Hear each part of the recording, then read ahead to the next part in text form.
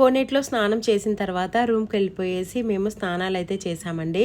స్నానాలు చేసేసి ఇంకా దర్శనానికి అయితే బయలుదేరామన్నమాట. ఇంకా దారిలో ఇలాగ నామాలు పెడుతున్నారండి. ఇంకా మా హర్షగాడైతే మమ్మీ నాకు కూడా నామం పెట్టించు అని అడిగాడనమాట.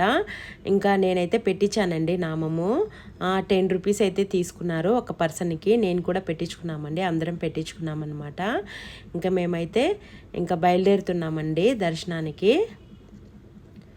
ఇంకా కాస్త ఏదైనా వేడిగా తాగితే బాగుండు, మళ్ళీ దర్శనానికి వెళ్ళిపోతే నీరసం వస్తుందేమో, దారిలో ఏమీ దొరకవు కదండి క్యూలో.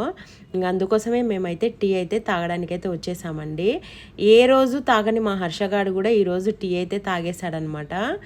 ఎందుకంటే వాడికి కూడా కాస్త గొంతు అయితే నొప్పిగా ఉంది, చెప్పాను కదండి జ్వరం అని చెప్పి. కొండకు రాగానే దేవుడికి మొక్కుకోగానే జ్వరం అయితే తగ్గింది, కాస్త గొంతు నొప్పిగా ఉందని చెప్పిందండి. అందుకోసమే తను కూడా టీ అయితే తాగుతుందనమాట. ఇంకా మేమందరం టీ అయితే తాగేసి చక్కగా ఇంకైతే దర్శనానికి అయితే వెళ్ళిపోయామండి. ఉపవాసంతో వెళితే మంచిదే, కానీ క్యూలో మనకి ఏం దొరకవు కదండి, వాటర్ ఒకటే కదా దొరుకుతాయి. అందుకోసమే మేము టీ అయితే తాగేసి ఇంకా బయలుదేరిపోయాము దర్శనానికి.